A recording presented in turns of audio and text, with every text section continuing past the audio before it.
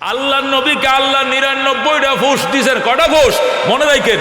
আমার নবীকে আল্লাহ ৯৯টা ফুস দিছেন। উনি রহমতুল্লিল আলামিন, উনি শাফিউল মুজনিবিন। ওনার এরকম কয়টা উপাধি আছে? ৯৯টা উপাধি আছে। ৯৮টা উপাধি আল্লাহ তাকে জমিনের মধ্যে দিয়ে পাঠাইছেন। আর ৯৯ নম্বর উপাধির জন্য মেরাজের রাত্রকে আল্লাহ বাছাই করে নবীকে বুরাকে উঠাইয়া সিনা মুবারক অপারেশন কইরাম, বুরাক দিয়া বুরাকে উঠাইয়া জিব্রাইলকে বানাইছে বুরাকের ড্রাইভার, মিকাইলকে বানাইছে হেল্পার, রহমতুল্লিল আলামিনকে বানাইছে ভিআইপি যাত্রী। বলেন আল্লাহু আকবার। এক টানে বুরাক বাইতুল মুকাদ্দাসে যায়। সেখানে যাওয়ার পর আল্লাহ সমস্ত নবী রাসূলগণকে মুক্তাদি বানাইছেন। আল্লাহু আকবার। আদম থেকে ঈসা নবী পর্যন্ত সমস্ত নবীরা সেখানে মুক্তাদি বয়া কাতার বন্দী বইসে রইছে। জিবরাইল ওই দিনের ইমামতিটা আমার নবীকে দিয়ে দিছে। জিবরাইল তো নিজের হুকুমে দেয় না, আল্লাহর হুকুমে দিছে। কথা কোন ঠিক কিনা? ওই দিন তিনি ইমামুল আম্বিয়া হয়েছেন, সেই দিন তিনি ইমামুল মুরসালিন হয়েছেন, সেই দিন ইমামুল আম্বিয়া হয়েছেন। ওনার ৯৯টা উপাধির মধ্যে একটা উপাধি হলো ইমামুল আম্বিয়া। এই ইমামুল আম্বিয়া উপাধিটা মেরাজের রাত্রে শুধু নবী রাসূলগণকে মুক্তাদি বানাইয়া বাইতুল মুকাদ্দাসকে মসজিদ বানাইয়া জায়নামাজের সামনে দাঁড়ায়া ইমামুল আম্বিয়ার খেতাব তিনি লাভ করেছেন। আল্লাহু আকবার। আল্লাহ নবী সাল্লাল্লাহু আলাইহি সাল্লাম খন্দকের যুদ্ধে 12 মাইল, কয় মাইল?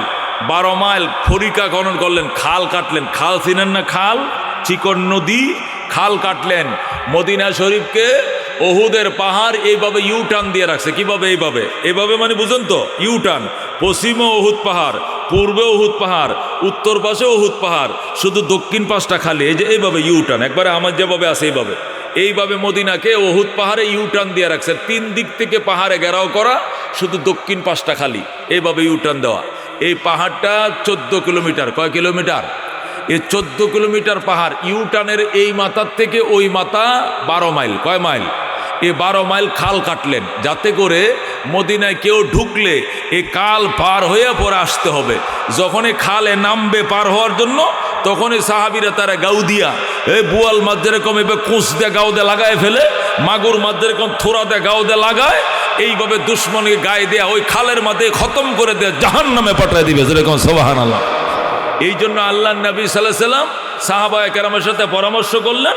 হযরতে সালমানে ফারসি রাদিয়াল্লাহু তাআলা আনহু, রসুলের অত্যন্ত আদরের সাহাবী, উনার বাড়ি ছিল ইরানে। উনার বয়স ছিল, ও যখন তিনি মুসলমান হয় তখনই উনার বয়স 130 বছর। যেরকম সুবহানাল্লাহ।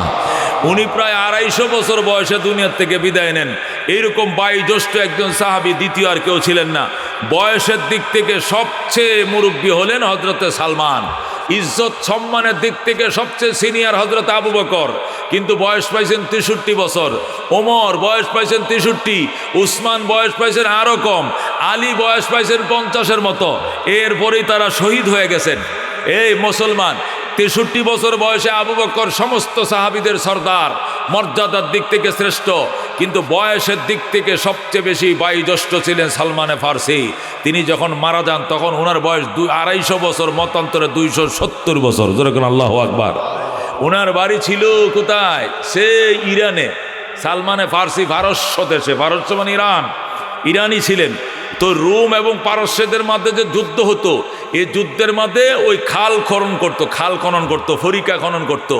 এই অভিজ্ঞতারা হযরতে সালমান মদিনায় নবীকে শিখাইলেন। ইয়া রাসূলুল্লাহ, যেহেতু একের পর এক শুধু যুদ্ধই করতেছে, একবার করলাম বদরের যুদ্ধ, এরপরে আবার লাগাইলো উহুদের যুদ্ধ, এরপরে একটার পর একটা যুদ্ধর দামামা চলছেই, এদেরকে করে সমূলে উৎপাটন করে ফেলবে ইনশাআল্লাহ।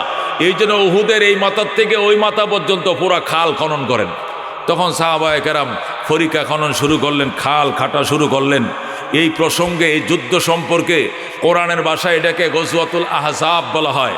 সূরাতুল আহজাব নামে 21 পারায় এই সূরাকে এই ঘটনাকে কেন্দ্র করে একটা স্পেশাল সূরা নাজিল করেছেন আল্লাহ। যেরকম সুবহানাল্লাহ। গজওয়ায়ে আহজাব বলা হয় কোরআনের ভাষায়, আর আমাদের রাষ্ট্রীয় ভাষায় হিন্দি ভাষায় এটাকে গজওয়ায়ে খান্দাক বলা হয়।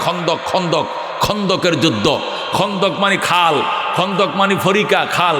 তো হযরতে সাহাবায়ে কেরাম আল্লাহর হাবিব যখন সালমানে পারসির পরামর্শ মানলেন, মেনে বললেন পাহাড়ের ইউটার্নের এই মাথার থেকে ওই মাথা পর্যন্ত খাল কাটো, যাতে মক্কার কোনো কাফের মদিনার ভিতরে গর্বে ঢুকতে না পারে, যেটাই ঢুকবে ওটাকেই গাই দিয়া একবারে খতম করে ফেলবে।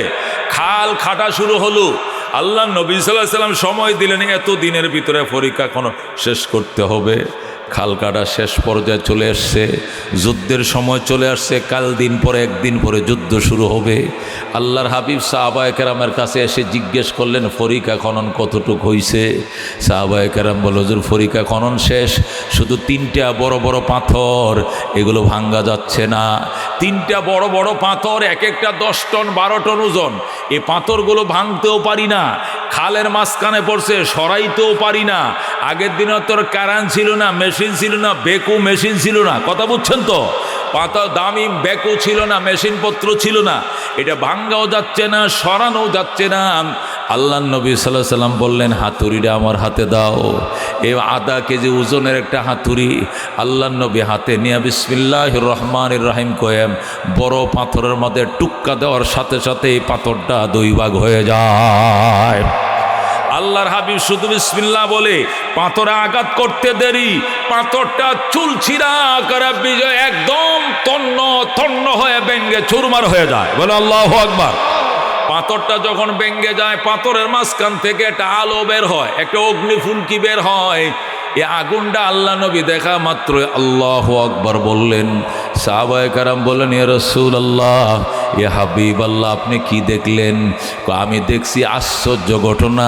কই কি ঘটনা? পাথর তো ভাঙছে, পাথরের ফাঁকে আমাকে আল্লাহ দেখাইছে অল্প কিছুদিনের ভিতরেই ইটালির রাজধানী রোম আল্লাহ আমি নবীর হাতে তুলে দিবে। সুবহানাল্লাহ। আমি ইটালির রাজধানী রোম আমার সাহাবীরা দখল করবে, মুসলমানদের কবজায় চলে আসবে। সাহাবীরা বিরাট খুশি হইলেন, আনন্দ করলেন, মিছিল করলেন। এরপরে 2 নম্বর পাথরটা আঘাত করলেন, এই পাথরের কণাগুলো ছোট ছোট উঠায় ফেললেন, এটা খাল পরিষ্কার করলেন। এখন 2 নম্বর পাথরে যায় নবী বিসমিল্লাহ বলে আরেকটা আঘাত করলেন, ওই পাথরটাও ভেঙ্গে চুরমার হয়ে যায়। আল্লাহু আকবার। সেখানেও অগ্নিফুলকি বের হয়। আগুনের ফাঁকে দেখলেন, সেখানে নবী আল্লাহু আকবার বললেন, ইয়া রাসূলুল্লাহ, আপনি এখন কি দেখলেন? কয় আমি এখন দেখেছি ওই ফারসের রাজধানী আমি নবীর হাতে আল্লাহ তুলে দিয়েছে। বলেন আল্লাহু আকবার। সাহাবায়ে কেরাম খুশি হলেন, পাথরের টুকরাগুলো উপরে উঠাইলেন, খাল পরিষ্কার। আরেকটা মাঝারি ধরনের পাথর রয়ে গেছে। আল্লাহ নবী হাতুড়ি দিয়ে আরেকটা আঘাত করি। হাতুড়ি নিয়ে নবী ওই পাথরে আবার আঘাত করলেন, সাথে সাথে ওই পাথরটা ভেঙ্গে চুরমার হয়ে যায়। আবার আগুন বের হয়। নবী আল্লাহু আকবার বললেন। সাহাবীরা জিজ্ঞেস করলেন, হুজুর এখন কি দেখছেন? ওই এখন দেখেছি ইয়েমেনের রাজধানী সানা নগরী আল্লাহ আমি নবীর হাতে তুলে দিয়েছে। 3টা পাথর ভেঙছেন, 3 পাথর ভেঙ্গে 3টা দেশের জয়ের সুসংবাদ তিনি পাইছেন। পাওয়ার পর যুদ্ধ শুরু হলো। কাফেররা আসলো মক্কা থেকে, আইসা এই ফরিকা দেখে, খাল দেখে কাফেররা মাথায় হাত দিয়ে সর্বনাশ। এই বুদ্ধি মোহাম্মদ কোত্থেকে পাইল? এই জ্ঞান তারে কে দিল? নিশ্চয়ই সালমান ছাড়া এই বুদ্ধি অন্য কেউ দেয় নাই। সালমানের বাড়ি ফারস্যে, নিশ্চয়ই সালমান এই বুদ্ধি দিছে। এই ফরিকা পার হওয়া তো আমাদের সম্ভব নয়। শের খোদা আলী পাহারায় দাঁড়াইছেন, বুক ফাতারে লম্বা তীর আর ধনক, হাতে আছে তরবারি। আল্লাহু আকবার। তরবারে আলী ডাক দেয়া কয়, বাপের বেটা হইলে খালে নাম দেখি, যেটাই নামবে সেখানেই জাহান্নাম করে দিব। যেরকম আল্লাহু আকবার। তখন ওদের মধ্যে শক্তিশালী একজন ছিল আব্দুল্লাহ ইবনে আব্দে রব্বি। আব্দুল্লাহ ইবনে আব্দে রব্বি ওদের মধ্যে একজন বীর পুরুষ ছিল, তাকে ওরা হায়ার করে আনছে, টাকা দিয়ে কিনে আনছে মুসলমান নিধন করার জন্য। আব্দুল্লাহ ইবনে আব্দে রব্বি খালের মধ্যে পা রাখছে। আল্লাহু আকবার। হযরতে শের খোদা আলী রাদিয়াল্লাহু তাআলা আনহু বাম হাত দিয়ে তরবারির দিয়ে আঘাত করছে, সাথে সাথে এসে জাহান্নামে চলে যায়। হযরত আলী রাদিয়াল্লাহু তাআলা আনহু, যেটা তাদের মধ্যে সবচেয়ে সিংহ পুরুষ মানুষ ছিল, বীর বিক্রম ছিল, এটাকে যখন খতম করে দিলেন আর কোনো বেঈমান খাল পার হতে সাহস পায় নাই। সব খালের ওই পারে 150 গজ দূরে নিরাপদ দূরত্ব বজায় রেখে ওখানে লাইন ধরে দাঁড়িয়ে রয়েছে। সাহাবায়ে কেরামকে তারা ব্যারিকেড দিয়ে রাখছে 21 দিন। কয়দিন? 21 দিন পর্যন্ত ব্যারিকেড দিয়ে রাখছে। সাহাবায়ে কেরাম তো মদিনায়, আল্লাহু আকবার, সাহাবায়ে কেরাম তো পড়ে গেছে ভিতরে, ব্যারিকেডের ভিতরে। খাবার শেষ হয়ে গেছে, পানিও শেষ হয়ে গেছে, খেজুর নাই, খুরমা নাই, পানি নাই। সাহাবায়ে কেরাম মাতা নাসরুল্লাহ, মাতা নাসরুল্লাহ, আল্লাহর সাহায্য কবে আসবে, কবে আসবে চিৎকার শুরু করছে। আল্লাহ জিব্রাইলকে পাঠাইছেন, পাঠায় আয়াত দিয়া বলছেন আলা ইন্না নাসরাল্লাহি করিব। আল্লাহু আকবার। জিব্রাইল আয়েশা বলে ইয়া রাসূলুল্লাহ, হাবিবাল্লাহ, আপনিও মাতা নাসরুল্লাহ বলতেছেন, সাহাবীরাও মাতা নাসরুল্লাহ বলতেছে। আল্লাহ আমারে পাঠাইছে, অতি নিকটে অতি শীঘ্রই আল্লাহর সাহায্য নিয়ে আমি আসতেছি। আল্লাহু আকবার।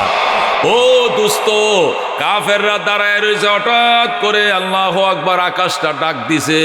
বৈশাখ মাসের দিন আকাশ ডাক দিয়া যেরকম উত্তর আকাশে কালবৈশাখীর অন্ধকারে ছেয়ে যায়, এমনভাবে কালবৈশাখীর ডাক মারছে যে দেশে 6 মাসে 9 মাসে বৃষ্টি হয় না, 2 বছর একবার বৃষ্টি হয় না, যে দেশের মানুষ বৃষ্টি দেখার অভ্যাস কম, এই দেশে যখন কালবৈশাখী শুরু হয়েছে আর যখন দেখতেছে উত্তর থেকে অন্ধকারে ছায়া আসতেছে, যেমনে ঠাডা এমনে বজ্রপাত এমনে বিজলি, কাফেররা দেইকা ডাক দেখো, আয় আয় গেলে আয়, জলদি আয় গেলে আয়, মুহাম্মাদের খোদার গজব নাজিল হয়ে গেছে। মুসলমানদের খোদার গজব আইসা গেছে, এখানে টিকা যাবে না। এই বলে যে কাফেররা পলাইলো, যে যেদিক পারে পলাইছে। ইহুদিরা মক্কার কাফেরদের জন্য ডেক্সি ভরা গোশত পাকায় নিয়ে আসছিল, রুটি বস্তা ভরার তন্দুল রুটি বানায় আনছিল, আর ডেক ভরা গোশত বুনা করে আনছিল, মক্কার বেঈমানদেরকে খাওয়াইবে মদিনার ইহুদিরা। বাতাস আইসে এমন জোরে ধাক্কা দিছে, ডেক্সি পর্যন্ত কাত হয়ে পড়ে গেছে, গোশত বালির মধ্যে পড়ছে, ডেক্সিরে বাতাসে উড়ায় নিছে। আল্লাহু আকবার। এরা যে উটগুলো বাঁধছিল খেজুর গাছের গোড়ায়, এ উটগুলোকে এমন ধাক্কা দিছে বাতাসে, রশিতে টানে এই দিকে, বাতাসে ধাক্কায় ওই দিকে, উটগুলো ঘ্যা ঘ্যা করে চিল্লান শুরু করছে, উটগুলো ফাঁসি খায়া যাইতেছে।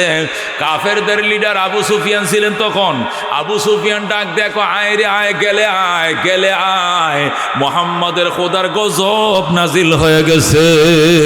বলেন আল্লাহু আকবার। এই যে কাফেররা পলাইছিল, লুঙ্গি থুয়ে পলাইছে, লুঙ্গি থুয়ে পলাইছে, উলঙ্গ হয়ে দৌড়াইছে বিল ফাতারে, মরুভূমির ফাতারে, একটা কাফের ময়দানে টিকে নাই। বলেন আল্লাহু আকবার। সাহাবায়ে কেরাম যখন বিজয় নিশান উড়াইয়া 21 দিন পর মদিনা শরীফ গেলেন, তখন মদিনার মধ্যে তারা পুরা পাবলিসিটি শুরু করলেন, আমরা অল্প দিনের ভিতরেই পারস্য জয় করব, অল্প দিনের ভিতরে ইতালির রাজধানী রোম দখল করব, অল্প দিনের ভিতরে ইয়েমেনের রাজধানী সানা নগরে দখল করব। মদিনার মুনাফিকরা কই, এই খবর তোরা কই পাইছস? কই, এটা আল্লাহর নবীকে আল্লাহ নিজে দেখাইছে। খন্দকের যুদ্ধে পাথর আঘাত করছিল, পাথরের মাঝখান থেকে এই চিত্র আল্লাহ দেখাইছে। আল্লাহু আকবার। তখন মদিনার মুনাফিকরা বলেছিল, মুহাম্মদ মোহাম্মদ আজগবি কথা, আজগবি গল্প কইরো না, ভাত খাইতে পাও না, আদার ব্যাপারে জাহাজের খবর লইও না। জোরে কর নাউজুবিল্লাহ। কয় আজকে একদিন একটা খোরমা খায় 3 দিন জিহাদ করো, যুদ্ধ করার সামগ্রী তোমাদের নাই, পেট ভরে 2 বেলা ভাত খাইতে পারো না, তোমরা বুঝি আমাদের বিরুদ্ধে যুদ্ধ করবা আর পারস্য জয় করবা, রোম জয় করবা, ইয়েমেন জয় করবা, এটা দিবা স্বপ্ন কোনোদিন বাস্তবায়িত হবে না। কাফেররা যখন সাহাবায়ে কেরামকে নিয়ে উপহাস শুরু করে দিল, তখন আমার আল্লাহ তার বন্ধুর কাছে আয়াত পাঠাইছে, বন্ধু আমি যে সুসংবাদ দিয়েছিলাম এটা তো শুধু আপনাকে দেখাইছিলাম, দুনিয়াবাসীকে জানানোর জন্য আমি আয়াত পাঠাইয়া দিলাম। বলেন আল্লাহু আকবার।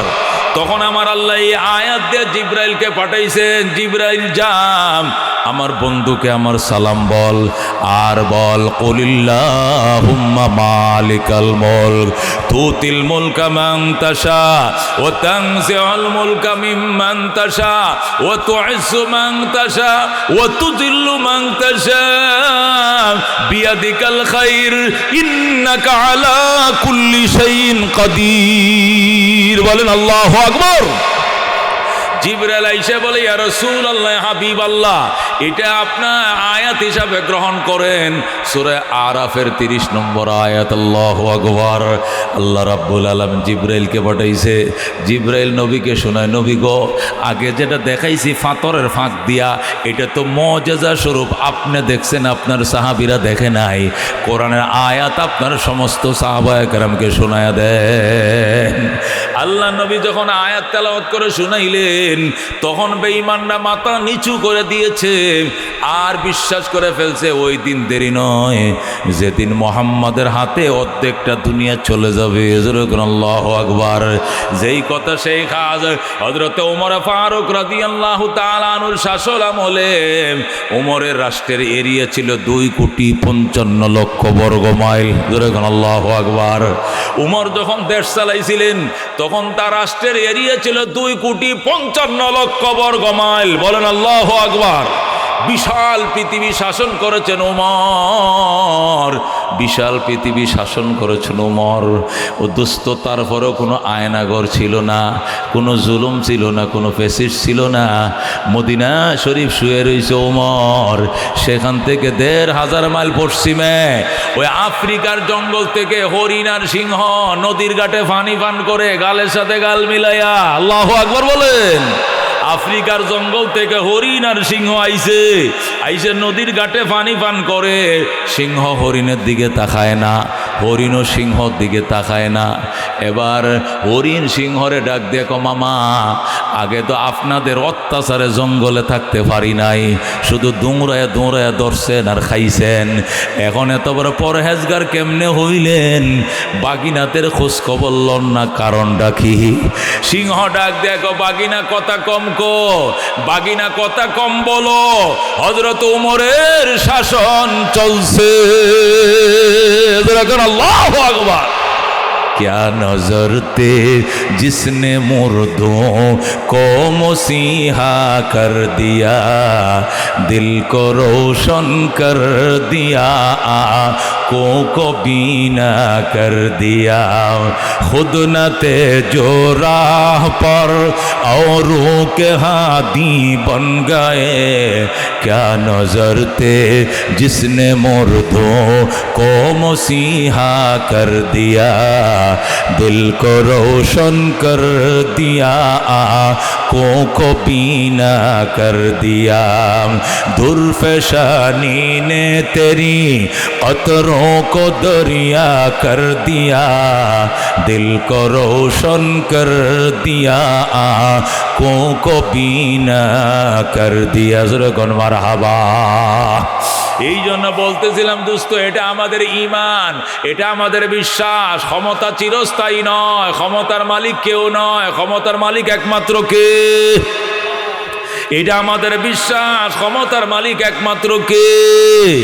এটা আগেওয়ালারা যেমনি ভালো করে বুঝছে, নতুনওয়ালারাও ভালো করে বুঝে পরে ক্ষমতায় বসার দরকার। কথা কোন ঠিক কিনা?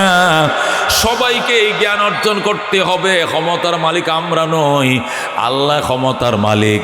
আমাদেরকে কিছুদিন চালানোর জন্য সুযোগ দেয় আল্লাহ। কথা কোন ঠিক কিনা? এই জন্য দোস্ত আল্লাহ বলেছেন, ইয়ারফাইল্লাহুল্লাযীনা আমানু মিনকুম, ঈমানদারেরা শোন, ঈমানের কারণে তোদের সম্মান, তোদের মান, তোদের ইজ্জত আমি আল্লাহ বাড়িয়ে দিয়েছি। আর তোমরা নিজেদের ইজ্জত নিজেরা নষ্ট করিও না। তোমাদের কিন্তু একটা সম্মান আল্লাহ দিছে কিনারে বাজান? মুসলমান হিসাবে একটা সম্মান আছে। আল্লাহ যদি ঈমানদারকে ছোট জান্নাত দেয়, এই জান্নাতটা দুনিয়া সমান 10টা দুনিয়া বরাবর হবে। ঠিক কিনা? ইমানদার যদি ছোট জান্নাত পায় কত বড় হবে? দুনিয়া সমান 10টা দুনিয়া বরাবর হবে। কতক্ষণ ঠিক কিনা? এই জন্য দোস্ত বেঈমানরা পাইবনি জান্নাত। আল্লাহ বলেন ওয়ালা ইয়াদখুলুনাল জান্নাতা হাত্তা ইয়ালিজাল জামালু ফি সাম্মিল খায়াত। আল্লাহু আকবার। আল্লাহ বলছেন ওয়ালা ইয়াদখুলুনাল জান্নাতা, কোন বেঈমান কোন কাফের এতক্ষণ পর্যন্ত জান্নাতে ঢুকতে পারবে না হাত্তা ইয়ালিজাল জামালু ফি সাম্মিল খায়াত, যতক্ষণ পর্যন্ত সুইর ছিদ্র দিয়ে উট না ঢুকবে। বলেন আল্লাহু আকবার। এই সুই ছিলেন সই, এই সুই ছিলেন সই। সুই দিয়ে কি করে? কাপড় শিলা করে। কি শিলা করে? এই সুইয়ের মধ্যে ছিদ্র আসেনি? ছিদ্রতে কি করে? সুতা ঢুকায়। কি ঢুকায়? সুইয়ের মধ্যে ছিদ্র আছে, ছিদ্রতে কি ঢুকায়? সুতা ঢুকায়। ছিদ্রটা অনেক বড় না চিকন? একদম চিকন। আল্লাহ বলেন ওয়ালা ইয়াদখুলুনাল জান্নাতা, কোরআনে বলেন কোন বেঈমান, কোন নাস্তিক, কোন কাফের, কোন হিন্দু, কোন বৌদ্ধ, কোন খ্রিস্টান, কোন কমিউনিস্ট আল্লাহকে বিশ্বাস করে না এমন কেউ জান্নাতে ঢুকিতে পারিবেন না। যেরকম আল্লাহু আকবার। হ্যাঁ, ওই দিন পারিবে। কবে? কবে? কয় যেদিন সুয়ের ছিদ্র দিয়া উট ঢুকবে সেই দিন। সুয়ের ছিদ্রতে উট ঢুকবে নি? ঢুকবে। হাত্তা ইয়ালিজাল জামালু ফি সাম্মিল খায়াত, যেদিন জামাল, জামাল মানে ষাঁড় উট, মর্দ উট। মর্দ উটরে কি বলে? হ্যাঁ, জামাল বলে। ওয়ালা ইয়াদখুলুনাল জান্নাতা, বেঈমান জান্নাতে প্রবেশ করিতে পারিবে না হাত্তা ইয়ালিজাল জামালু, যতক্ষণ প্রবেশ না করিবে আল্লাহু আকবার উট ফি সাম্মিল খিয়াত, সুয়ের ছিদ্র দিয়া। সুয়ের ছিদ্র দিয়া যেদিন উট ঢুকবে জান্নাতের গেট দিয়া, ওই দিন বেঈমান ঢুকবে। ধরে কোন আল্লাহু আকবার। সুয়ের ছিদ্র দিয়ে জীবনে উট ঢুকবে না, জান্নাতের গেট দিয়ে জীবনে বেঈমান ঢুকতে পারবে না। কথা কোন ঠিক কিনা? এই জন্য নিজেদের মর্যাদা ভুলে যেও না। রাজনৈতিক ফায়দা হাসিলের জন্য নিজের আত্মমর্যাদা ভুলে যাইও না। অনেকেই বলে হিন্দু মুসলিম ভাই ভাই, সবার কাছে ভোট চাই, গুড়ার ডিম, গুড়ার আন্ডা। হিন্দু মুসলিম কোনোদিন ভাই ভাই হয়? হয়? আল্লাহ বলেন ইন্নামাল মুমিনুনা ইখওয়াতুন, ইমানদাররা ভাই ভাই। আল মুসলিমু ইখওয়া, মুসলমান বয় মুসলমান কি কি ভাই ভাই। কথা কোন ঠিক কিনা? আল মুসলিমু আখুল মুসলিম, মুসলমান মুসলমানের ভাই, ইমানদার ইমানদারের ভাই। এটা কোরআনেও আছে, হাদিসে আছে। হিন্দু কোনোদিন ভাই না। কথা কোন ঠিক কিনা? এখন ভোট পাওয়ার জন্য, খাতির বাড়ানোর জন্য হিন্দু মুসলিম ভাই ভাই, সবার কাছে ভোট চাই। মিশা কথা। এটা কি কথা? মিথ্যা কথা। কি হবে? হিন্দু হিন্দু ভাই ভাই, মুসলমান মুসলমান ভাই ভাই, সবার কাছে ভোট চাই। কথা ঠিক আছে? কেমনে বলবেন? হিন্দু হিন্দু ভাই ভাই, মুসলিম মুসলিম ভাই ভাই, সবার কাছে ভোট চাই। ঠিক আছে? ঠিক আছে। হিন্দু মুসলিম ভাই ভাই চলবে না। কত ঠিক না? হিন্দু মুসলিম কোনোদিন কি হইতে পারে না? ভাই ভাই হইতে পারে না। ঠিক আছে? মনে থাকবে। তাহলে কি বলবেন? হিন্দু হিন্দু ভাই ভাই, মুসলমান মুসলমান ভাই ভাই, সবার কাছে ভোট চাই। কতক্ষণ ঠিক কিনা? এরপরে যদি ভোট দেয় তাহলে নেবা, না দিলে নাই, কিছু করেন নাই। তারপরে হিন্দু মুসলিম ভাই ভাই নয়। কতক্ষণ ঠিক কিনা? অনেক আছে তারা বলে ধর্ম যার যার, উৎসব সবার। এই জন্য বেঈমানদের উৎসবে তারা যায়, জিলাপি খায়, ফিডে সিরা খায়। কতক্ষণ ঠিক কিনা? এটা মুসলমান হিসাবে তুমি বেহায়া, তুমি বেলা যা, এই জন্য তুমি গেছো। ঠিক কিনা? এটা চেয়ারম্যান যাইতে পারে, উপজেলার চেয়ারম্যান যাইব, ইউপি চেয়ারম্যান যাব, মেম্বার যাব, হেরা সবারই প্রতিনিধি। ঠিক আছে কিনা? এটা ধর্মীয়ভাবে বিবেচনা করা হবে না। এটা দায়িত্ব হিসেবে গেছে যায় সেলামালকে একটা দিয়ে আয়া পড়ছে। কতক্ষণ ঠিক কিনা? কিন্তু তুমি মসজিদ থেকে এশার নামাজটা ফইরিয়া টুফিটা পকেটে রাইখিয়া কেমনে দুর্গা পূজায়, কালী পূজায়, সরস্বতী পূজায় যাইয়া চেয়ারের মধ্যে আগে কেমনে বইছো? তুমি এত বেহায়া বেলাজা কেমনে হইছো? আল্লাহ কয় নিজের ইজ্জত নিজে ধ্বংস করিস না। যে ধর্ম যার যার, উৎসব সবার, এটা স্লোগান হারামি স্লোগান। এটা হারামি স্লোগান। ঠিক কিনা? আসল স্লোগান হইল ধর্ম যার যার, উৎসব তার তার। কতক্ষণ ঠিক কিনা? ধর্ম যার যার, উৎসব তার তার। আমার ধর্ম আমার উৎসব, তার ধর্ম তার উৎসব। কতক্ষণ ঠিক কিনা? এই জন্য একটা না আরেক জায়গায় লাগাইও না, তাহলে ধর্ম থাকবে না। কতক্ষণ ঠিক কিনা? এই জন্য আল্লাহ ডাক দিয়া কই ইয়ারফাইল্লাহুল্লাযীনা আমানু মিনকুম, ঈমানদারেরা ঈমানের কারণে তোমাদের সম্মান আমি বাড়িয়ে দিয়েছি, বাড়াইয়া দেব। ওয়াল্লাযীনা উতুল ইলমা দারাজাত, যাদেরকে ইলম দিয়েছি এদের মর্যাদা অসংখ্য গুণ বাড়িয়ে দিয়েছি। সুবহানাল্লাহ। আল্লাহ বলেন এমনিতেই ঈমানের কারণে বেঈমানদের উপরে তোমাদের মর্যাদার কোনো শেষ নাই। আবার এই ঈমানদার যদি আলেম হয়, আল্লাহ যদি এদেরকে ইলম দেয়, আল্লাহকে ওয়াল্লাযীনা উতুল ইলমা, যাদেরকে ইলম দেওয়া হয়েছে আমি আল্লাহর পক্ষ থেকে দারাজাত, এদের মর্যাদা অসংখ্য গুণ বাড়িয়ে দিয়েছি। যেরকম আল্লাহু আকবার। একটা আলেমের মর্যাদা যে কোনো টাইম, এনি টাইম একটা আলেমের মর্যাদা প্রেসিডেন্টের বেশি, আল্লাহু আকবার, প্রধানমন্ত্রীর থেকে বেশি, মেয়র সাহেবের থেকে বেশি, উপজেলা চেয়ারম্যান থেকে বেশি, বিএনপি বলেন, জাতীয় পার্টি বলেন, আওয়ামী লীগ বলেন, যে দলই বলেন, যে কোনো নেতা নেত্রী, তালুকদার, শিকদার, খান, ফাটান, চৌধুরী, ব্যাপারী, শিল্পপতি, গাড়ির মালিক, বাড়ির মালিক, অটো মিলের মালিক, অনেক কিছুর মালিক হতে পারো, আলেম শুধু কোরআনের হাফেজ, তার পায়ের দোলা বরাবর হইবা না, হইবা না। কতক্ষণ ঠিক কিনা? আলেমের মর্যাদা এত বেশি। এই মসজিদে যদি আমাদের মাননীয় প্রেসিডেন্ট চুপ্পু সাহেব আসে জোহরের নামাজের টাইমে, উনি তো গণপ্রজাতন্ত্রী বাংলাদেশ সরকারের মহামান্য রাষ্ট্রপতি, কথার কথা, উনি যদি এখানে কোনো কারণে আসে, আসার পরে জোহরের নামাজ উনি পড়ে, তাহলে ইমামতি কি আমাকে ইমাম সাহেব করবে না প্রেসিডেন্টে করবে? কেন ইমাম সাহেব করবে? প্রজাতন্ত্রের অভিভাবক না উনি, উনাকে আগে দেওয়া উচিত। কতক্ষণ ঠিক কিনা? কিন্তু এখানে ইমাম সাহেব যদি বলে না, উনি তো সবার আগে থাকবে, কারণ উনি গণপ্রজাতন্ত্রী বাংলাদেশ প্রেসিডেন্ট, ওনাকে সামনে দেন, ওনাকে সামনে দেওয়া যাবে, ও মিম্বরের বাহির দেনে সামনে খাড়া করা দেবে, কিন্তু মিম্বরের ভিতরে যায় নামাজটা কার থাকবে? ইমাম সাহেবের থাকবে, কারণ এটা সর্বোচ্চ একটা ফুস। এই ফুসটা, ইমামতির ফুসটা প্রেসিডেন্টের ফুসের থেকেও দামি। যেরকম আল্লাহু আকবার। যদি কোন হুজুর এইটা কিভাবে মোল্লার দৌড় তো মসজিদ লাগাতে, এরা তো মসজিদের ইমামতি করে, এই ফুসটা এত দামি, এটা মোল্লার দৌড় মসজিদ পর্যন্ত, এটা তো নাস্তিকরা উপহাস করে বলে। কতক্ষণ ঠিক কিনা? কিন্তু মসজিদ কি জিনিস এইটাও জানে না, মোল্লা কি জিনিস এইটাও জানে না। এ মুসলমান, আখিরা মাদ্রাসা বছর একবার মাহফিলের আয়োজন করে, মাহফিলকে সফল সাকসেস করে তোলার জন্য আমাদের পিছনে বছরের পর বছর দৌড়ায়, ঢাকায় যায়, সিরিয়াল আনে, হুজুর একটা সিরিয়াল আমাদেরকে দেন।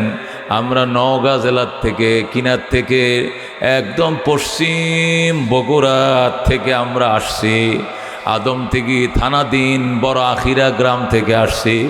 নূরুল কোরআন নামক একটা মাদ্রাসা ওই এলাকায় আছে, ওখানে দাওয়াত লন। ও দোস্ত, আমরা 250-300 কিলোমিটার দূর থেকে আসি, এসে বয়ান করে যাই, আর 2.5 মাইল 2 মাইল দূর থেকে এসেও যদি জিলাপি খেয়ে চলে যাও, মাহফিল না শোনো, বুঝতে হবে কপালে আগুন লাগছে। কথা কোন ঠিক কিনা? এই জন্য দোস্ত, আল্লাহ তো পরিষ্কার বলে দিয়েছেন, মা তাশাউন ইল্লা আইয়াশা আল্লাহ। বন্দা তুমি চাইলে হবে না, আমি আল্লাহ চাইতে হবে। ঠিক কিনা? মাহফিল আসার জন্য নিয়ত ছিল আমার, মাহফিল শোনার জন্য নিয়ত ছিল, চেষ্টাও করেছি, কিন্তু এনেছেন কে? কে এনেছেন? একমাত্র আল্লাহ। কথা কোন ঠিক কিনা?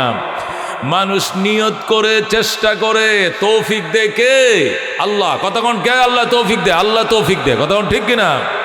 মানুষ নিয়ত করে, চেষ্টা করে, তৌফিক দেয় আমার আল্লাহ। হযরত হুসাইন রাদিয়াল্লাহু তাআলা আনহুকে কারবালার ময়দানে ব্যারিকেড দিছে কারা? ইয়াজিদের বাহিনী। ইয়াজিদ বাহিনী হযরত হুসাইনকে কারবালায় ব্যারিকেড দিছে। এরপরে ওই পাশের গ্রাম থেকে, দু গ্রাম দেখা যায় অনেক দূরে, সেখান থেকে কয়েকজন নারী পুরুষ হযরত হুসাইনের কিনারে আইসা বলে, হুসাইন, এরা অত্যন্ত ইতর প্রাণী, এরা খারাপ মানুষ, এরা তোমার বাবা আলীর সাথে দুর্ব্যবহার করেছে, এরা তোমার বড় ভাই হাসানের সাথে দুর্ব্যবহার করেছে, এরা আবার তোমার কাছে পত্র লিখেছিল, কেন গো তাদের কথা তুমি বিশ্বাস করলা? প্রতারকদেরকে বিশ্বাস করায় নিজের উপরে জুলুম করছো, তুমি কেন আসলা? তোমার বোঝার দরকার ছিল তোমার বাবা আলীর সাথে ইরাকবাসী ভালো ব্যবহার করে নাই, তোমার ভাই হাসান ইবনে আলীর সাথে ইরাকবাসী ভালো ব্যবহার করে নাই, সুতরাং তোমার সাথেও ভালো ব্যবহার করবে না, এটা আগেই বোঝার দরকার ছিল। তারপর কেন আইসো তুমি, তারপর কেন আসছো তুমি? হযরত হোসেন ডাক দেখো, আমি তো আসি নাই, আমার আল্লাহ আমাকে আনছে। আল্লাহু আকবার। হাসান হুসেন বলেন, মুঝে কোফাওয়ালো मुसाफिर न समझो मैं आया नहीं हो, बुलाया गया हो कि मेहमान बना के सताया गया हूँ, मैं रोया नहीं हो रुलाया गया हो।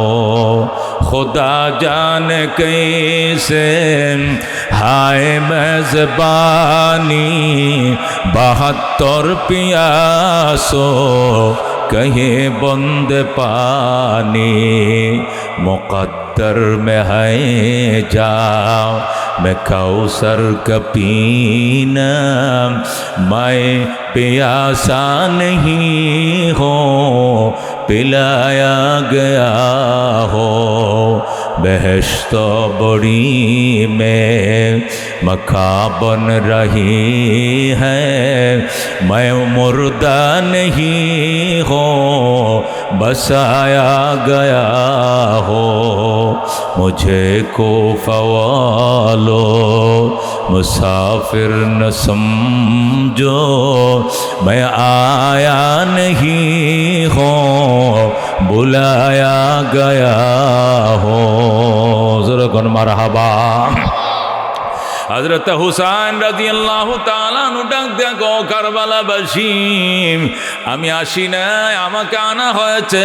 ছোটবেলায় আমি যখন নানার কোলে ছিলাম, ওই সময় জিবরাইল আমার রক্ত মাখা বালিগুলো আমার নানা ভাইকে দেখাইছিল।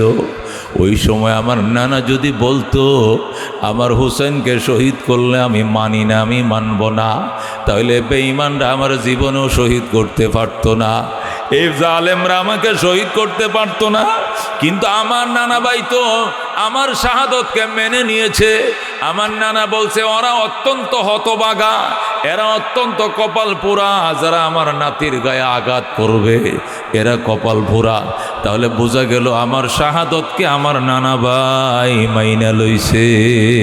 কতক্ষণ ঠিক কিনা?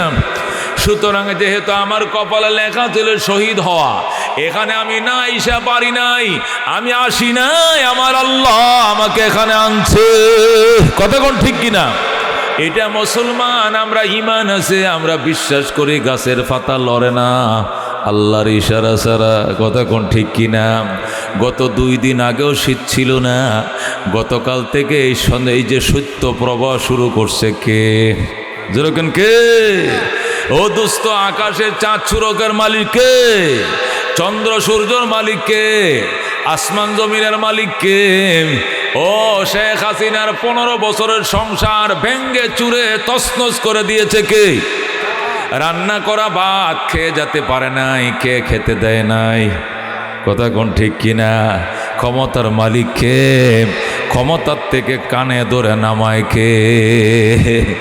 আল্লাহ বলেন, ওয়াতিলকাল আইয়াম নুদাবিলুহা বাইনান নাস।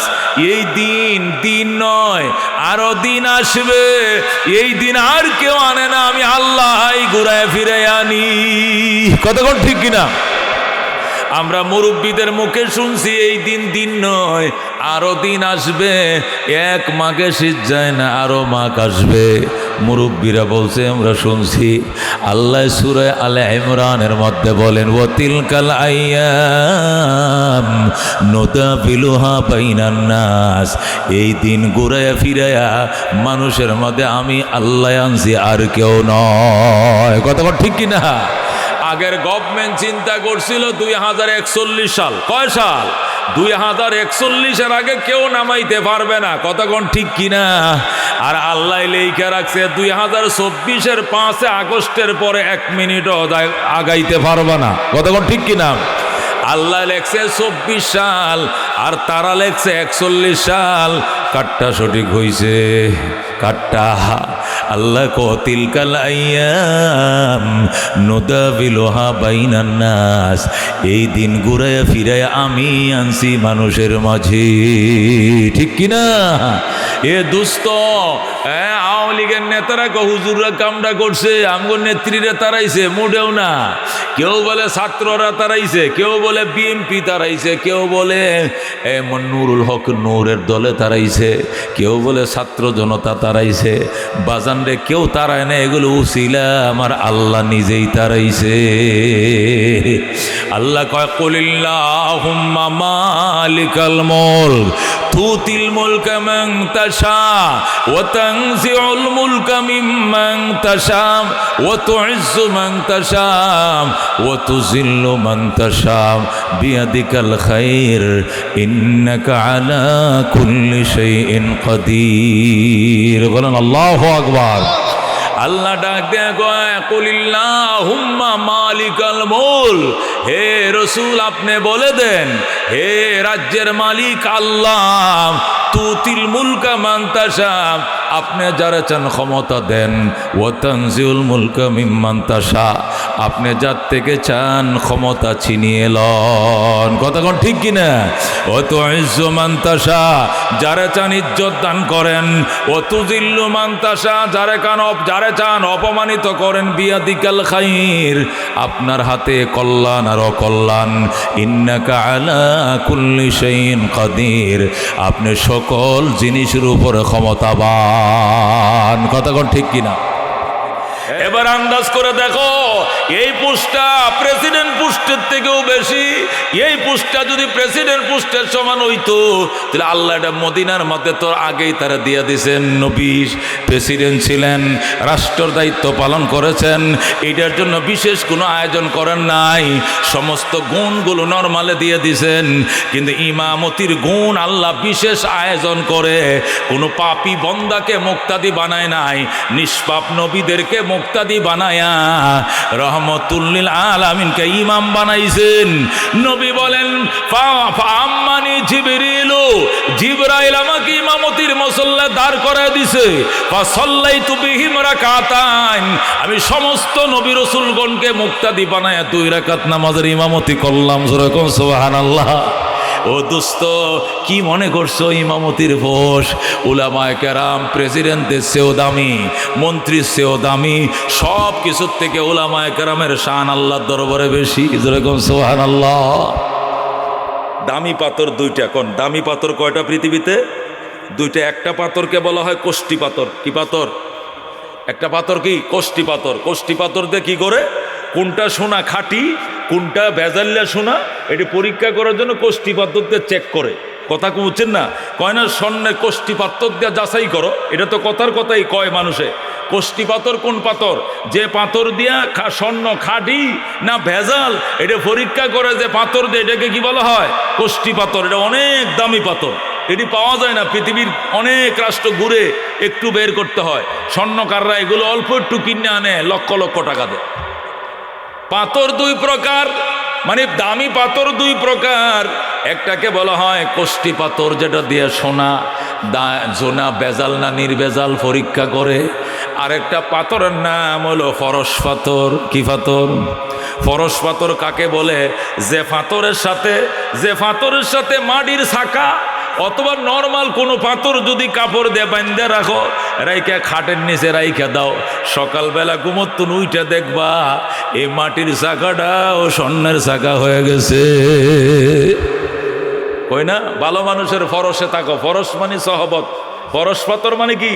যেখানে খারাপ পাথর, নর্মাল পাথর, যে পাথরের সহবতে থাকলে 24 ঘন্টা পরে এটাও স্বর্ণ পাথরে পরিণত হয়ে যায়। যেরকম সুবহানাল্লাহ। ওরে দোস্ত, উলামায়ে কেরাম হলো ফরস পাথর। কি পাথর? উলামায়ে কেরাম ফরস পাথর, এদের সাথে থাকো। রাজনীতি করবা উলামায়ে কেরামের সাথে করো, পীর মুরিদি কাজ করবা, উলামায়ে কেরামের মধ্যে যারা পীর এদের কাছে মুরিদ হও, তাহলে বন্ড হইতা না, ডাকডোল বাজাইতা না, গাঞ্জার কলকি টানতা না, বাংলা মদও থাকবে না, ইংরেজি মদও থাকবে না, বাবাও ডাকবা না, বাবাও খাইবা না। কথা কোন ঠিক কিনা? পীর ধরবা, আলেম পীর ধর, রাজনীতি করবা, আলেম রাজনীতি ধর, তাবলিগ করবা, আলেমদের সাথে তাবলিগ করো। কথা কোন ঠিক কিনা? উলামায়ে কেরামের সাথে তাবলিগ করো, তাহলে দেখবো এটা তাবলিগ হইব। উলামায়ে কেরাম ছাড়া যদি তাবলিগ করো, সিল্লা দিবা, এটা পিকনিক হবে, তাবলিগ হবে না। কথা কোন ঠিক কিনা? সর্বক্ষেত্রে উলামায়ে কেরামকে প্রাধান্য দিবা ও মুসলমান। কেন? নবীদের দন আল্লাহ উলামায়ে কেরামের সিনার মধ্যে রাখছে। যেরকম সুবহানাল্লাহ। বাদশাহ হারুন রশিদের গল্প তো শোনাইছিলাম আপনাদেরকে। হারুন রশিদ ইরাকের প্রেসিডেন্ট, তো ওনার দুইজন ওয়াইফ। হারুন রশিদের স্ত্রী কয়জন? দুইজন। একজনের নাম হলো জেবুন নেসা, এটা হলো জেনারেল শিক্ষিত। আরেকজন হলো বিবি জুবাইদা, ওই তো নহরে জুবাইদা বানাইছে আরবে, সৌদি আরবে। ওনার কয়জন স্ত্রী ছিল? একজন ছিল বিবি জুবাইদা, উনি আলেমা ছিলেন, দিনদার ছিলেন। উনি উনার গয়না গাটি, ওয়ারিশি সম্পদ সব বিক্রি করে হাদিদের জন্য মিনার মাঠে, আরাফার মাঠে পানির জন্য নহরে জুবাইদা, সে জিদ্দা নদীর থেকে খাল খনন করে পানি আইনে হাদিদের জন্য ব্যবস্থা করছিল। এই স্মৃতিময় খাল নহরে জুবাইদা এখনো আছে। যেরকম আল্লাহু আকবার। পানি নাই যদিও, কিন্তু খালটা এখনো আছে। তখন তিনি বানাইছিলেন, উনি জুবাইদা। আরেকজনের নাম হইল জেবুন নেসা। আরেকজন স্ত্রীর নাম কি? এই জেবুন নেসা ছিল মেধাবী, তবে দিন বুঝতো কম, দুনিয়া বুঝতো বেশি। বৈজ্ঞানিক ছিল জেবুন নেসা। তো প্রেসিডেন্ট তো একটা দিনদার স্ত্রী বিয়ে করছে, একটা দুনিয়াদার স্ত্রী বিয়ে করছে। দুইটারে দুই উপদেষ্টা বানাইছে হারুনের জন্য। হারুন রশিদ রহমতুল্লাহ আলাই, ওনার যে বাসভবন ছিল ইরাকের বাগদাদে, যে বাসভবন ছিল, এই বাসভবনটার কিনারেই আব্দুল্লাহ ইবনে মুবারক রহমতুল্লাহ আলাই, উনি বড় আলেম ছিলেন। ওনার একটা মাদ্রাসা ছিল। মাদ্রাসার মধ্যে প্রায় লক্ষাধিক ছাত্র ছিল। সুবহানাল্লাহ কোন? আরো ধরে কোন সুবহানাল্লাহ। এমন 1 লক্ষ ছাত্র। বিকালবেলায় ছাত্ররা খেলাধুলা করে, আসরের পরে খেলাধুলা করে কিনা, এমনি বাচ্চারা খেলাধুলা করার জন্য ওই প্রেসিডেন্ট পার্কে ঢুকে পড়ছে। কারণ মাদ্রাসার মাঠ ছোট, লক্ষাধিক ছাত্র, এতগুলো ছাত্র খেলার মতো তো এই মাঠটার মধ্যে যদি মাদ্রাসার ছেলেরা খেলে, কয়তো 300-400 ছেলে খেলতে পারবে, ঠিকই না? তাও তো মানুষের গায়ে মানুষ পড়বে। যদি 50 জন ছেলে খেলে তাহলে ঠিক আছে। এখন এত বড় মাঠ নাই লক্ষাধিক ছেলে খেলাধুলা করার জন্য। হারুন রশিদের সরকারি পার্ক, প্রেসিডেন্ট পার্ক, পুরোটা ফাঁকা পড়ে আছে। এই জন্য আব্দুল্লাহ ইবনে মুবারকের ছাত্ররা, মাদ্রাসার কোরআনের পাখিরা পার্কে ঢুকছে। ঢোকার পরে এখন জেবুন নেসা হারুন রশিদকে, হারুন যাবো না, আপনি লক্ষ্য করেন নাই? কি লক্ষ্য? দেখছেন আমাদের পার্কের মধ্যে সব মৌলবি ঢুকছে, সব কোরআনের পাখি ঢুকছে। হারুন রশিদ কয়, এটা তো আমাদের জন্য সৌভাগ্য। আমাদের পার্কে আমরা তো খেলি না, আমাদের বাচ্চারা দোতলার থেকে নিচে নামে না নিরাপত্তার কারণে।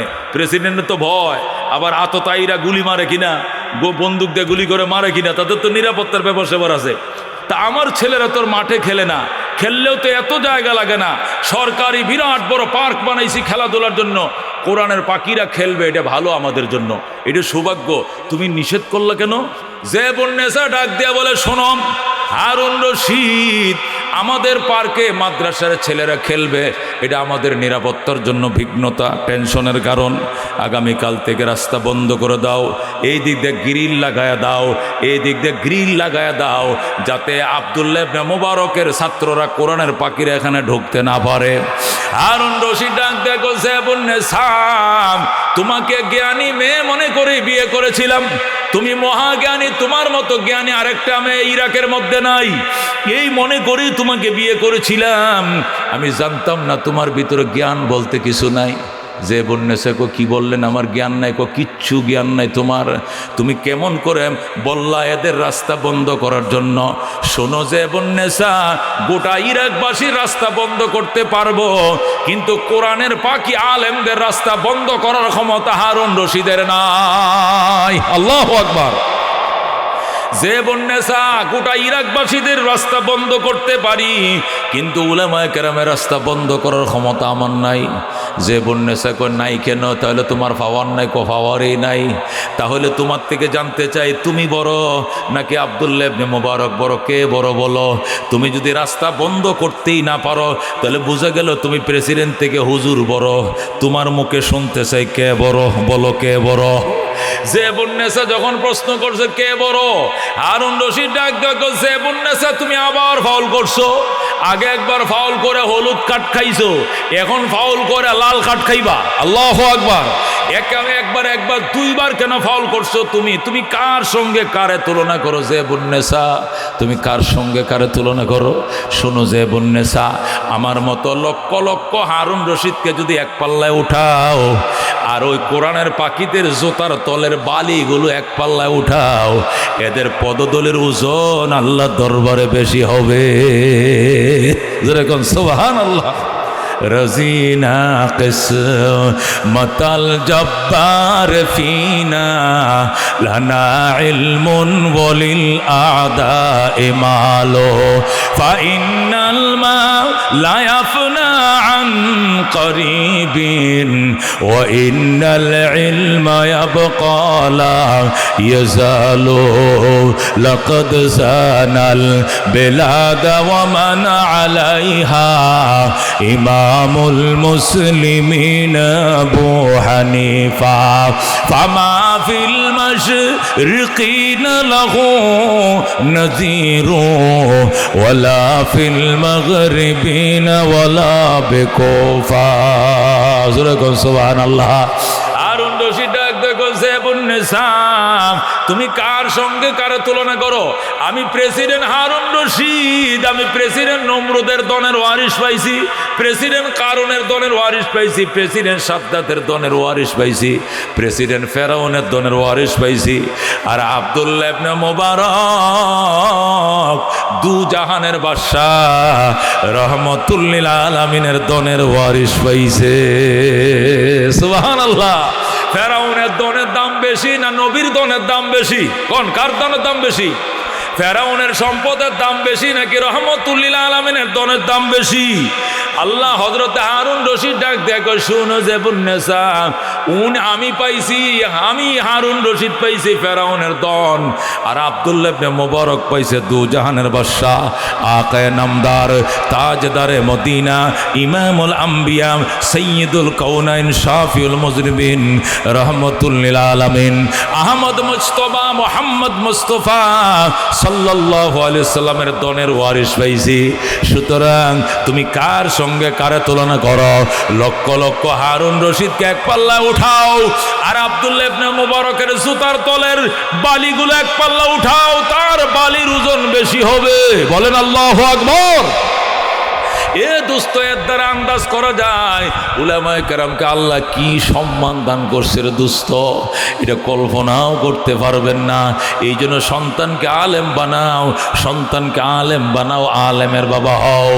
দোস্ত, বাইতুল্লাহ শরীফের ইমাম শায়েখ সুদাইসি গাইনা জানাজা পড়াইলে তোমার গুনাহ মাফের গ্যারান্টি নাই, কিন্তু যদি তোমার সন্তান তোমার জানাজা পড়ায়, কাতার সোজা করেন, আমার বাবার জানাজা হবে, আমি সন্তান নিজে জানাজা পড়াবো। বাবার লাশের সামনে সন্তানে দাঁড়ায় কয়, আমার বাবার কাছে পাওনা দাওনা থাকলে মাফ করে দিয়েন, টাকা পয়সা পাইলে আমাকে বইলেন আমি দিয়ে দিব, আচার ব্যবহারে কষ্ট পাইলে ক্ষমা করে দিয়েন। কাতার সোজা করেন, আল্লাহু আকবার, আল্লাহু আকবার, আল্লাহু আকবার, আল্লাহুম্মা গফিরলি হাইয়িনা ওয়া মাইয়িতিনা ওয়া শাহিদিনা ওয়া গায়বিনা ওয়া সগীরিনা ওয়া কাবীরিনা ওয়া যাকারিনা ওয়া উনসানা বলে যখন চিৎকার দিবে তোমার সন্তান, আল্লাহ ডাক দেয়া বলবে, বান্দা কান্দিস না, আমি কথা দিলাম তোর বাবার লাশ মাটির উপরে থাকতে আমি ক্ষমা করে দিলাম। আল্লাহু আকবার। এ দোস্ত, এই জন্য উলামায়ে কেরামের শান, উলামায়ে কেরামের মান মারাত্মক, এটা কল্পনা করতে পারো না। মামুনুল হক হুমকি দিয়া কথা বলে, ফয়জুল করিম হুমকি দিয়া কথা বলে, কারণ কি? এলেমের জাহাজ, এলেম এটা আগুনের টুকরা, এটা কাউকে ডরায় না, ঠিক কিনা?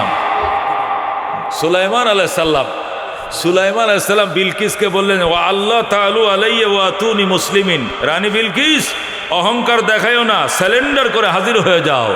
বিলকিস রওনা করছে। বিলকিস 3 বাহিনী নিয়ে রওনা করছে। কার কাছে আসবে? সুলাইমানের কাছে আসবে। হুদহুদ পাখিরে সুলাইমান নির্দেশ দিলেন। সুলাইমান বলে, হুদহুদ দেখো তো কতটুক আসছে। সারা এসে গেছে, আর 1 ঘন্টার রাস্তা। তাই নাকি? কয় হ। তাহলে কাজ করো, বিলকিস আমার দরবারে আসার পূর্বেই বিলকিসের সিংহাসন আমার দরবারে হাজির করতে হবে। কে পারবা? দাঁড়াও, জিন ইনসান দুনো জাতি সুলাইমানের পাশে আছে। কে পারবা? বিলকিস আমার দরবারে পৌঁছার আগেই বিলকিসের সিংহাসন 7 তলা ভবন এটা আমার সামনে উপস্থিত করতে হবে। কলা ইফরিতুম মিনাল জিন্নে, জিনের মধ্যে শক্তিশালী একটা জিন, তার বয়স ছিল 2500 বছর। কয় হাজার? 2500 বছরের জিন ইফরিত সে দাঁড়াইছে। বলে আল্লাহু আকবার। দাঁড়ায় বলে, আনা আতিকা বিহি ক্বাবলা আন তাকুমা মিন মাকামিকা। ও সভাপতি সাহেব, বাদশাহ সুলাইমান, আমি বিলকিসের সিংহাসন আনতে পারবো, আপনি আসন অলঙ্করণ শেষ করার পূর্বে আনতে পারবো। আপনি যে আসন অলঙ্কিত করেছেন কতক্ষণ বসবেন? কয় আমি বসবো আধা ঘন্টা। তাহলে বিলকিসের সিংহাসন আনতে লাগবে 20 মিনিট। সুলাইমান বলে 20 মিনিটে হবে না, আরো আগে 20 সেকেন্ডের ভিতরে আনতে হবে। ইফরিত কয় 20 সেকেন্ডে পারবো না, এর আগে সম্ভব নয়। প্রায় 1600 কিলোমিটার জর্ডান থেকে ওই ইয়েমেনের সাবা যেখানে ছিল বিলকিস, এটাকে বলে সাবা, ইয়েমেন দেশের অধীনে সাবা নগরী। আর সুলাইমান থাকতেন জর্ডানের আম্মানে।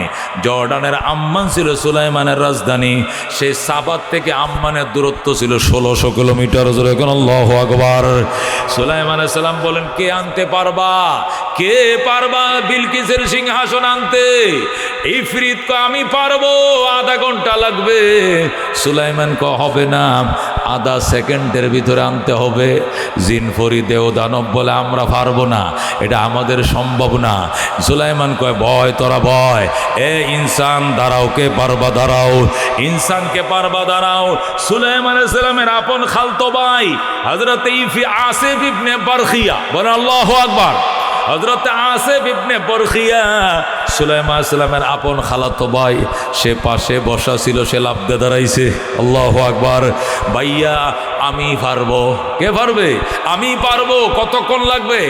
আনা আতিকা বিহি ক্বাবলা আন ইয়ারতাদ্দা আলাইকা তরফুকা, আমি বিলকিসের সিংহাসন এনে দিতে পারবো, তোমার চোখের পাতা বাড়ি দিতে দেরি হবে, বিলকিসের সিংহাসন আনতে দেরি হবে না। আল্লাহু আকবার। সুলাইমান আলাইহিস সালাম কই, কি বলস তুই? তুই কেমনে আনবে? কই কেমনে আনবো এটা আমি বুঝবো। কেমনে আনবো আমি বুঝবো। ও দোস্ত, সুলাইমান আলাইহিস সালাম কই কেমনে আনবে? ইফরিত বলে, ভাইয়া তুমি চোখ বন্ধ করো। বাদশাহ সুলাইমান চোখ বন্ধ করছে। এবার ইফরিত আসিফ ইবনে বারখিয়া বলে, চোখ খোলো। চোখ বন্ধ করো। করছি করছি, চোখ বন্ধ করো। খোলো। খুলছি। ওই দেখো সিংহাসন। আল্লাহু আকবার। চোখটা বন্ধ করে চোখটা খুলতে দেরি হয়েছে, কিন্তু সুলাইমানের সামনে বিলকিসের সিংহাসন আনতে দেরি হয় না। বলো আল্লাহু আকবার। আল্লাহ ওই ঘটনাটাই কোরআনের মধ্যে বলছেন, ক্বাল আল্লাযী ইনদাহু ইলমুম মিনাল কিতাব। ওই ব্যক্তিটাই বলছে, যে ব্যক্তির কাছে কিতাবের ইলম ছিল, যে ব্যক্তির কাছে কিতাবের ইলম ছিল, ওই ব্যক্তিরাই বলছে। কি বলছে? আনা আতিকা বিহি ক্বাবলা আন ইয়ারতাদ্দা আলাইকা তরফুকা। ওগো বাদশা সুলাইমান, আমার খালতো ভাই বিলকিসের সিংহাসন আপনার চোখের ফলক বাড়ি দেওয়ার আগে হাজির করে দেব। বলো আল্লাহু আকবার। এই জন্য দোস্ত, দুনিয়াতে ইমাম সাহেবের দোয়া কবুল হতে পারে, নাও হতে পারে, কিন্তু তোমার সন্তান যে আলেম হয়েছে দোয়া কবুল হবে। সুলতান মাহমুদ গজনবী রহমতুল্লাহ আলাই লেখেন, আফগানিস্তানের বাদশাহ ছিলেন সুলতান মাহমুদ গজনবী।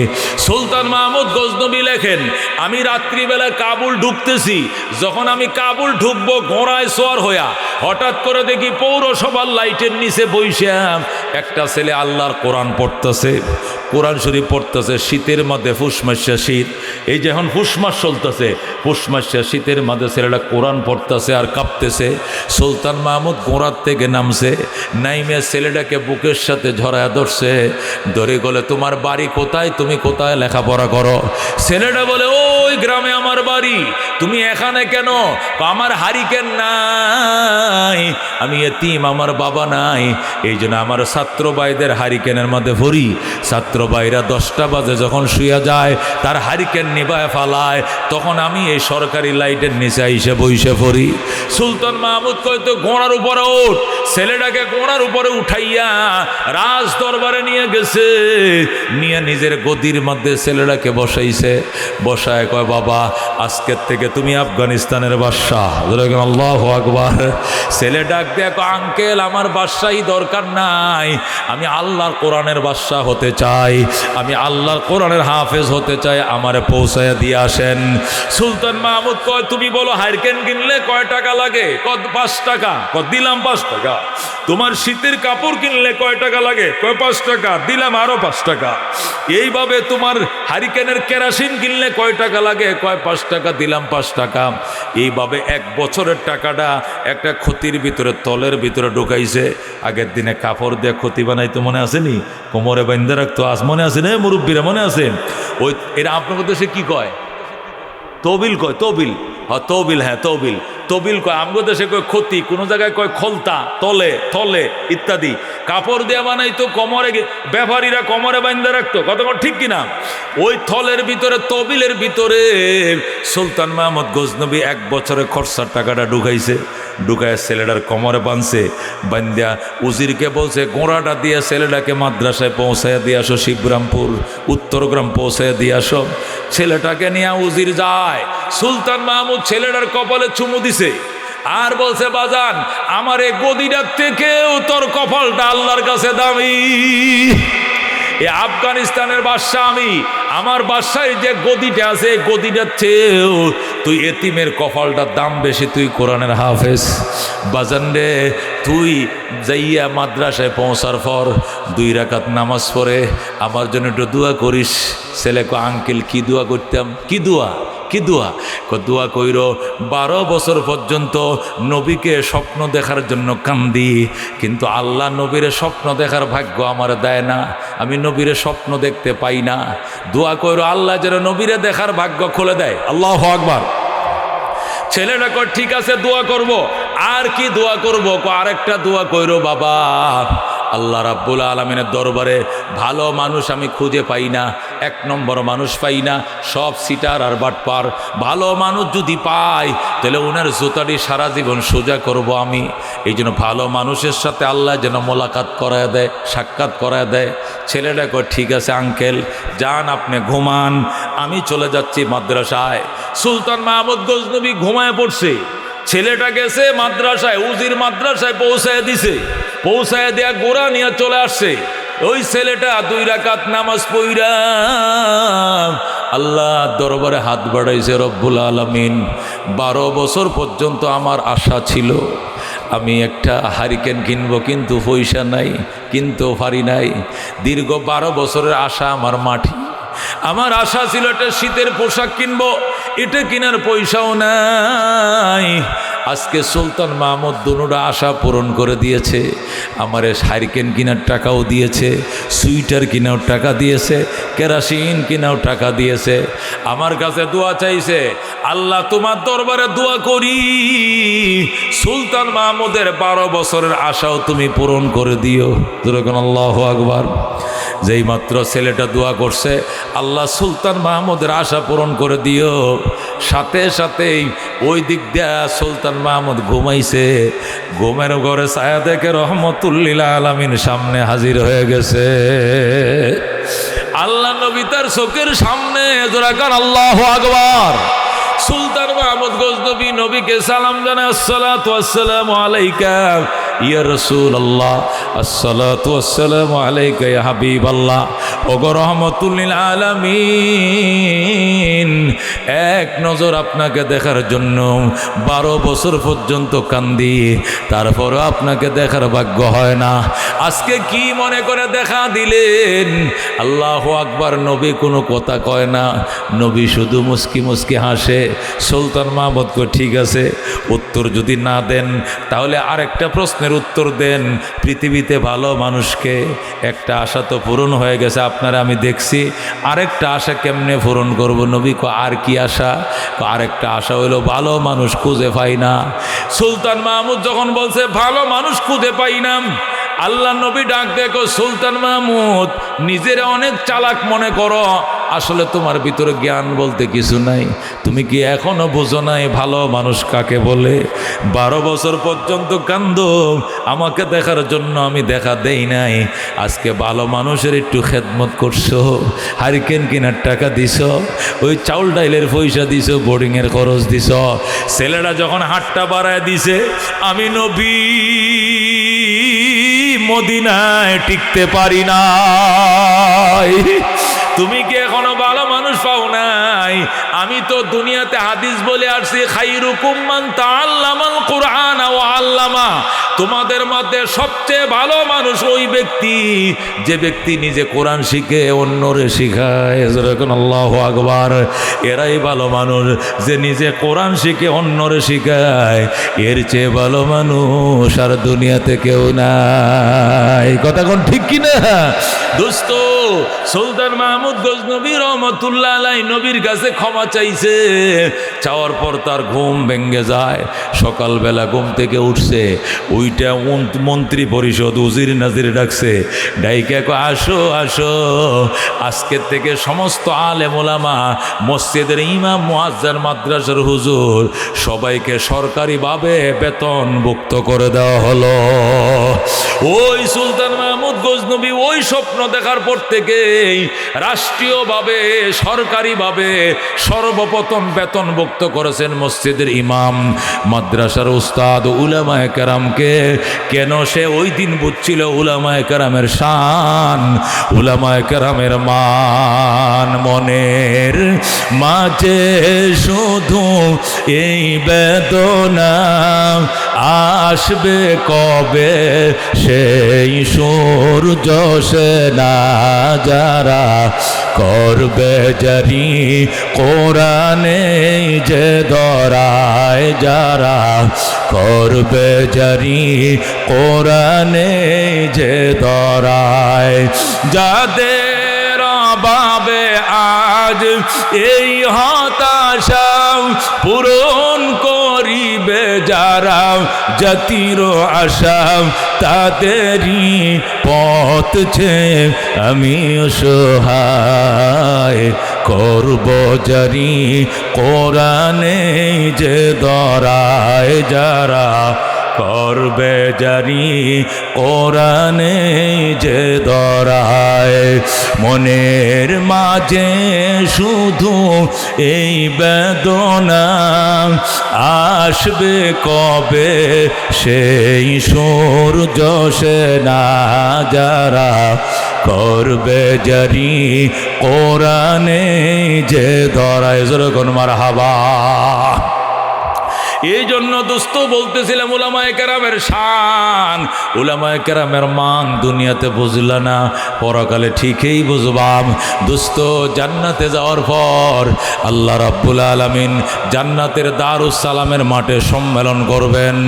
ওই সম্মেলনের মধ্যে সমস্ত নবী রসুলগণ উপস্থিত থাকবে, সব নবী রসুলগণ প্যান্ডেলে থাকবে, স্টেজের মধ্যে নবী রসুলরা বসবেন আর সাধারণ জান্নাতীরা নিচে বসবে।